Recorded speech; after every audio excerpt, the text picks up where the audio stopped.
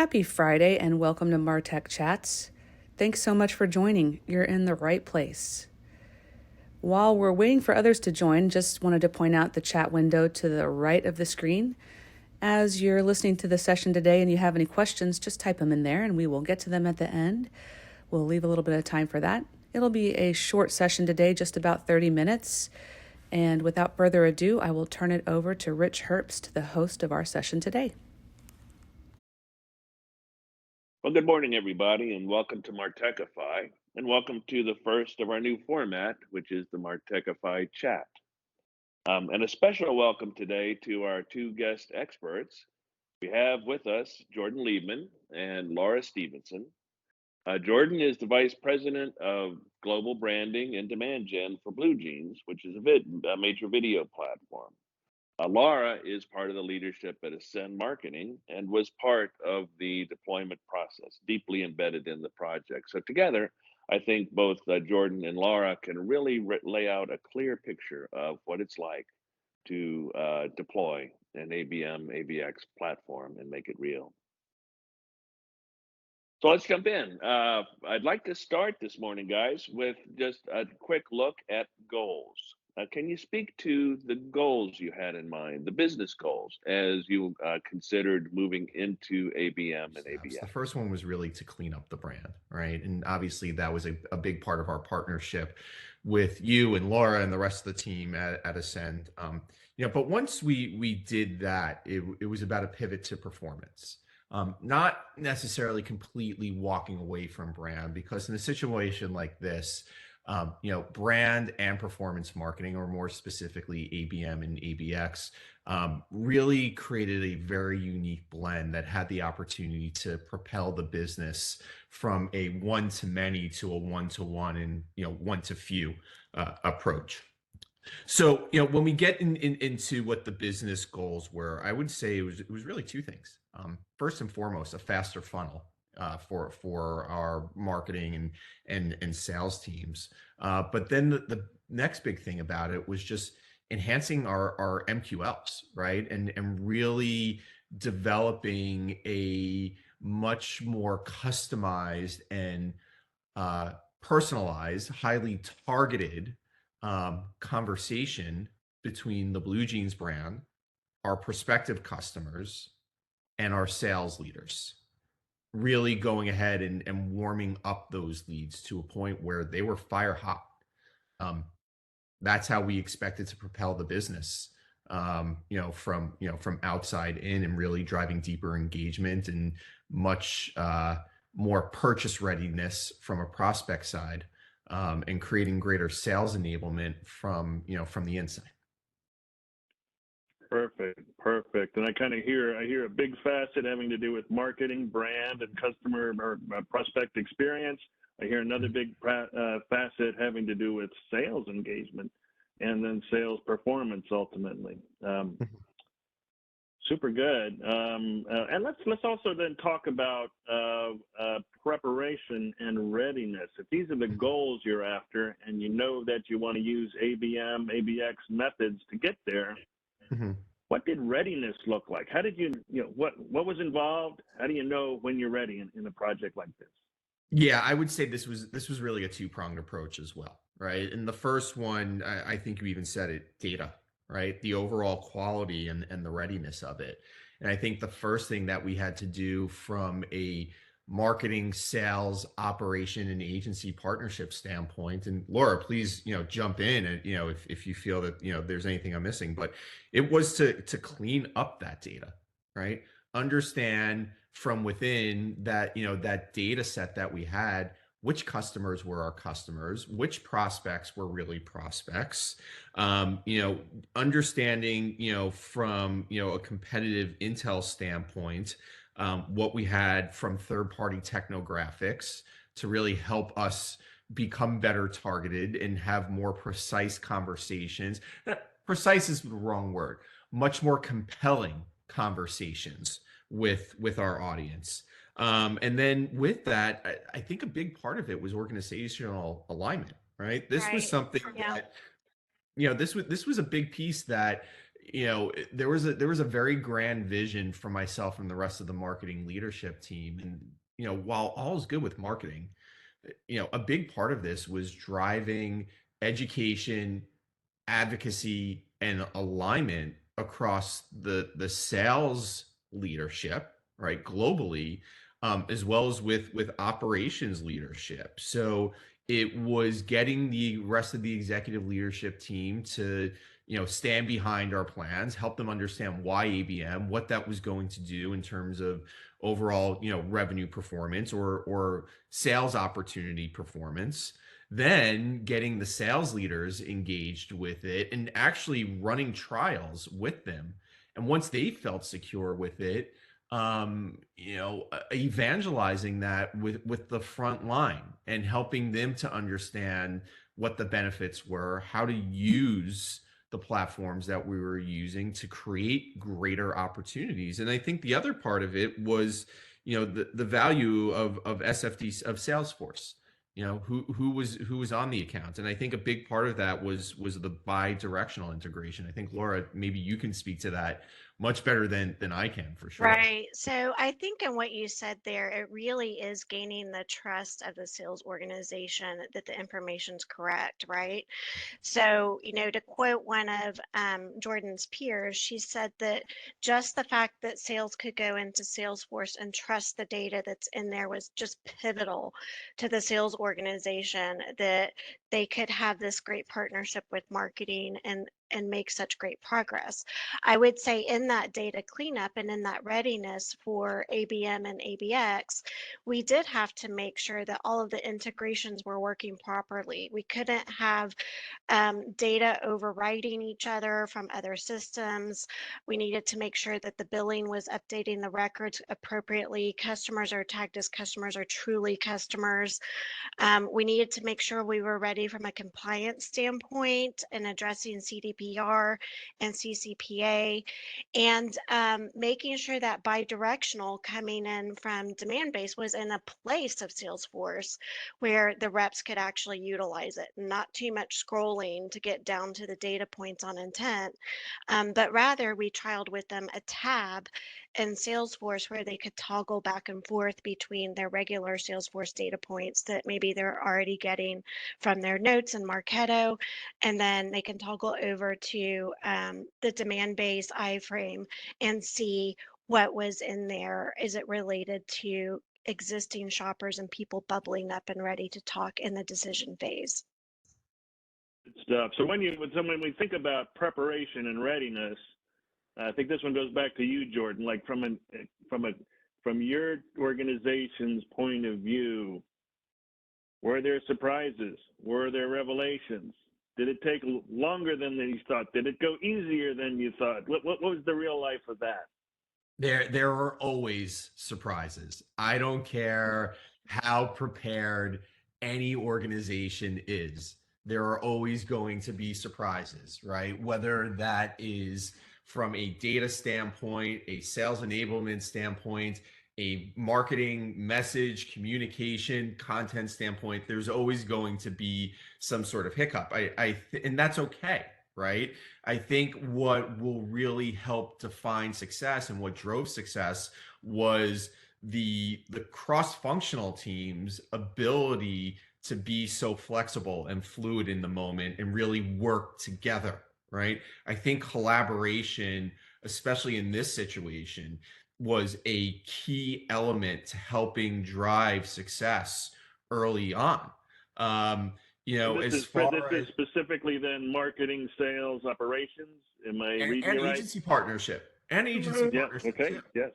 I would also add the immediate visibility of what it could do for them in that trial period was huge. Yeah, Like that was Jordan tremendous. was working a closed loop process with the sales team, and we were enabling alerts to go to Jordan, his executives, and a few key salespeople. And when they would see a retailer bubble up as shopping opportunity, they called them, set up a meeting, and immediately had an opportunity Yeah. in the bottom of the sales funnel.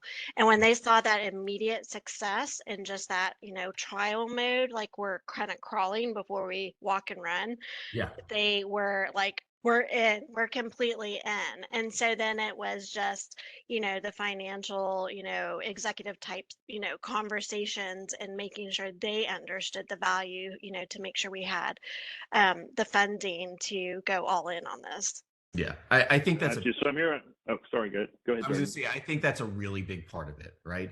It's not just about responsibility, it's about a cross organizational accountability to one another, right? So, as Laura said, we would get those weekly or daily alerts that were going to myself, all the set, and as well as all of the executive sales leadership team.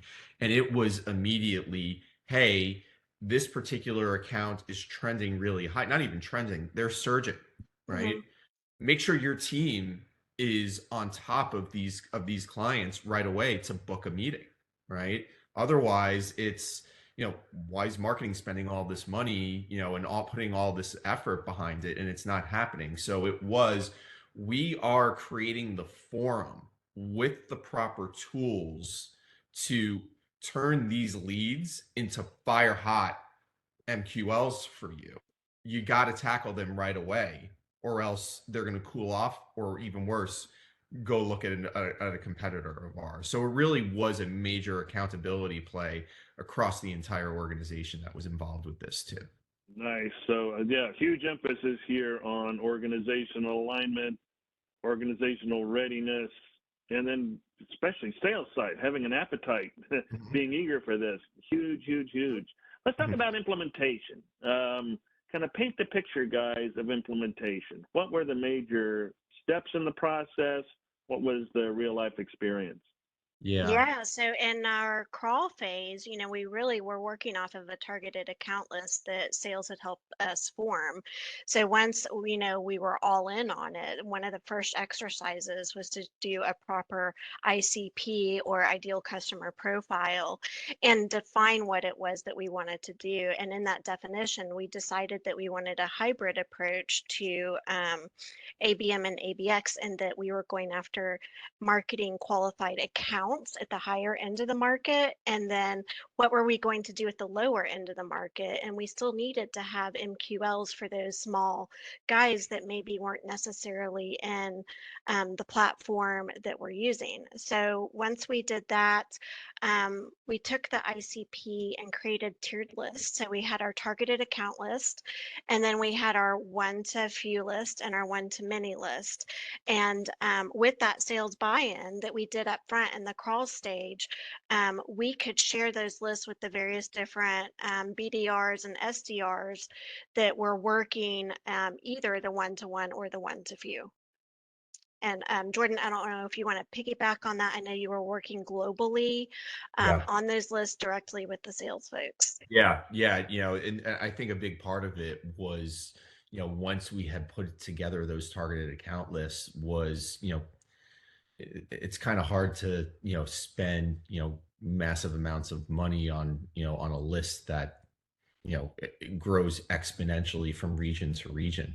And so it became a matter of prioritization, right?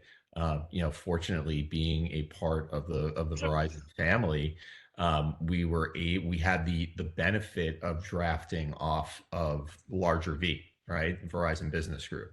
And so where we were able to seize opportunities in terms of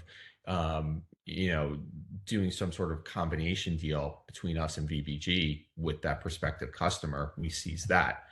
And then it became a deprioritization because we were already involved, but where we needed to invest more, we then had that flexibility to go ahead and really ramp up our investment, our media investment, as well as any sort of CRM play that was happening at that time, to become not just hyper targeted, but hyper engaged, sending relevant content to those customers, and then constantly refining that list practically on a weekly basis with sales leadership, in terms of, who were the, of our, our top 100, who were the top 10 who had the greatest, propensity at that time, where were they in the purchase funnel, and if we needed to be more aggressive because of potential deal sizes, we were. If we needed to pull back to prioritize others, we were able to do that. So a lot of it became about prioritization, and again, the collaboration between the marketing, sales, and operations team, as well as Ascend serving as a tremendous partner in the process. I'd say too, the flexibility that Jordan was talking about was paramount because, best practices say that your targeted account list should be reviewed in cyclical periods so that you're not working leads who maybe have made a decision that they're not ready. And so if you're doing that on a quarterly basis as a best practice, that's great. But I rather kind of like the idea of dynamic flexibility, where if you do see accounts on your periphery starting to come up in propensity and come up in intent, and there's huge revenue opportunity there, and you're looking at that, then why not put them on that priority list? So Right. I loved the fact that Jordan and the team were doing weekly reviews of the targeted accounts to see if they were really right. Good deal. Well, how did it play then? What were the results? What were the outcomes? And where were the challenges? Where were there stumbles? Were there challenges? But how did it all play once it went into motion? Yeah, I think, from an overall MQL performance, we definitely saw some growth there. Our close won rate, increased very, very notably. So, for the short period of time that we did have it in play, we did see some quick, immediate successes there. I think as for the challenges and the hiccups, it was a pretty new process to the organization, believe it or not. And so again, I will go back to the design and build process, right? And then the implementation of it, and getting everybody across the organization comfortable enough with it that they're confident, not necessarily in the data and the platform and the process, but they're in their abilities to leverage it properly. I think that was a very big piece of it. But once we had that, pretty down pat, it was a smooth-ish process. Nothing is ever 100% smooth. Anybody who says that it is, gotta question that. Yeah. And I It would was say definitely that, smoother than it was before. That's for sure. and really quick, I would say that all of that buy-in and alignment is what really opened the doors for ABX. Yeah. Right? Yeah. Because ABX is going to take some investment, because now you're talking about advertising in a certain way. Yeah. You're talking about, targeted lists going into LinkedIn based on maybe your TAL or your one to few and even one to many, and how personalized you're planning to do that. You're talking about targeted display campaigns, and that takes some ad money, it's paid. You're talking about maybe doing content syndication with that data and personalizing it.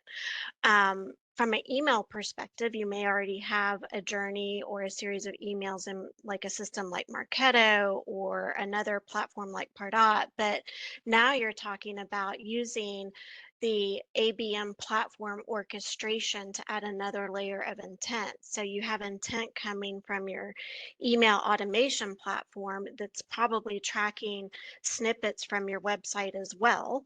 But now you can layer on top of that keyword intent from the platform, qualification or prediction scores from the ABM platforms, and create an even more powerful orchestration around personalized content and being and talking to someone at the time that they're actually shopping on a more frequent basis. So you're really building out those journeys to match whether they're top of funnel, middle of funnel, or bottom in funnel and ready to talk to a sales rep. Yeah.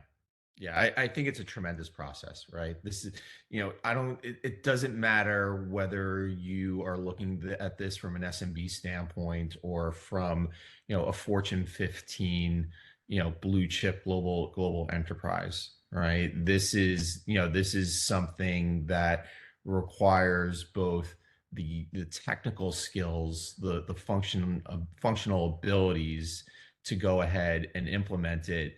But a big piece of it is also the intangibles, right? And this is something that we've kind of been saying from the onset, but I think it goes down to four things. One, a shared vision across the entire organization, right? That needs to be a vision that is shared and agreed upon across marketing, sales, operations, finance. I would even say even product, right?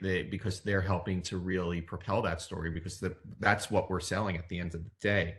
I think it's also an understanding and a support of each other's strategies and how they feed into and build off of one another, how they are going to propel growth for each other.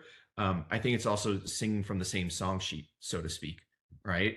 We can't be saying, all right, we understand each other's strategies, we have a shared vision, I'm going to go off here and they're going to go off there, and we're never going to come back together. We need to be executing this hand in hand. And then I think it also comes about that accountability to each other. I think if you have those four things along with, with the functional, and the more tangible, skills to this, it's a hard formula, but I think if you do implement it all, you can be wildly successful with it. Super good. Let me ask about the technology aspect. So when we think about implementation, start to finish, and then the technical aspects of getting the tools lit up, everything working, data being handled correctly, where were the challenges and where were the learnings? The challenges, I think from a MOPS perspective, had a lot to do with the integrations from the various different systems. And I know a lot of companies have legacy systems and then new parts of their stack. They may even have systems that are supposed to be doing certain things like deduping the data. I think in this case, we had to really make sure that nothing was overriding each other, because we ran into a little bit of that. Lead to account matching, making sure that at least the historical data in Salesforce has the right leads to the right accounts. I do think the ABM platforms out there are a huge help with that. We have heard from the sales reps that when they look at their Salesforce tab and see what's coming in from the platform, that it's helpful to see the augmented, account information with all the contacts that could potentially be at the buying table. And then also the company profile, the revenue, the technographics were huge from a data perspective. So from Blue Jeans standpoint, they could see who had On24, who had Microsoft, and maybe they want to use, a product that integrates with Microsoft, Teams and that sort of thing. So I think the data augmentation that the platforms are able to provide from not only a first party perspective but a third party perspective was huge, and you have to be able to integrate that without it being overwritten, so that it doesn't look fantastic one day and then 2 days later something overwrote it and it's a big mess. So the tools themselves are less the challenge. The data and the quality of the data and the upkeep of the data sounds like the great Absolutely. big point here. Absolutely. Yeah. And I would say you can't set it and forget it. So once you fix it, you do need someone going in and QAing and making sure that it's still in good shape. Whether that means, okay, I'm going to go in on a biweekly or monthly basis and make sure that that thing that I didn't, mess something up. And then if something went awry, you need to make sure you fix it. And that's where you build that trust that I mentioned with the sales team. Our, MOPS peer said that, oh my gosh, the sales team didn't really trust what we were doing. But now that they saw the data was real and it worked, and if I call on it, I can trust it. It just made that trustworthy relationship between sales and marketing really successful. Nice. Well, let me ask then. Actually, before I ask my last question, just a reminder to all the participants: if you have questions, feel free to ask them in the chat. And as we get toward the end of this session, we'll do our best to respond to questions that we hear about. So I think the last question is advice. So if you could go back in time and give your own team advice at the outset of all this, what advice would you give your own team? Or as you think about other organizations that might be contemplating a move to ABM, ABX, what are the major kind of pieces of advice and or watch outs that you would share with them? For me, it's a couple of things. I think first, it's making sure very early on that it's not just a leadership thing, but it goes from leadership all the way down to the front line, what the impact of an ABM, ABX campaign can be on the business if we all work on it together, right? I think if we had had that advocacy, that alignment, that enthusiasm over the potential, we could have propelled ourselves much earlier in the process. But then I think it's also just a full immersion in the tools. I think our trial was probably a little too quick in hindsight for the sales team. Or not just the sales team, the entire organization that was leveraging, the different platforms in play here. It really has to be a full immersion in all this data, all these different tools that we have at our fingertips to really run a successful ABM campaign.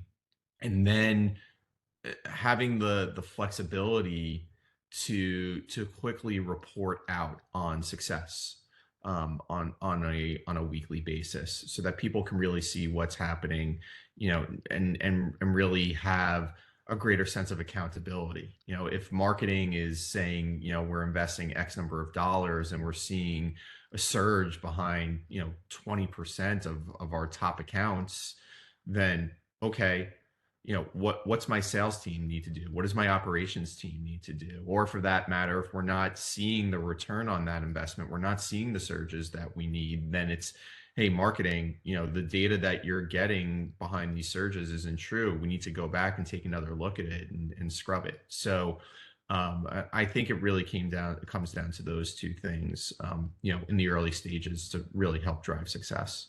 Laura, do you have anything to add to that? I would add the KPIs were maybe a big deal to your point about driving and reporting success. Making sure that executive management and the sales team management understands the difference between an MQA and an MQL, because I think a lot of marketing performance is really rides over time on MQL, and people are having a hard time of getting out of that lingo. I don't know if MQL matters if you're talking to 10 people at the same company. It's really about the company and the account landing, Yeah. not about whether or not you talk to 10 people. Yeah. So I think getting the mindset to switch from MQL to MQA is kind of a big deal, because that's how sales tends to measure marketing and how the executives tends to measure marketing. Got you. So as advice, it's like make sure everybody's understanding the concept fully. Yes. And Yes. embracing it kind of at the outset. Good points. Well, we are now short of time. Have we skipped over anything? Anything else you would add that would be helpful for our participants? Maybe we got there. Okay, good. Good. Well, thank you. And again, invitation to all our participants. Share any questions you might have. Right now, we'll switch and have a few closing comments from the Martechify team. And then we'll, for everybody who would like to stay on, and we'll talk about questions and answers after these closing comments. I want to extend a warm thank you to Laura and Jordan for presenting, and for Rich hosting today. This has been Martech Chats. We are going to have a few more sessions this coming year, so I invite you to stay tuned. In February, we'll be talking about artificial intelligence, everyone's favorite topic of the day. And onward in March, more integrative analytics. We'll be announcing more topics as the year progresses. Thanks again for joining so much, and we will be signing off for now. Until next year, have a happy new year.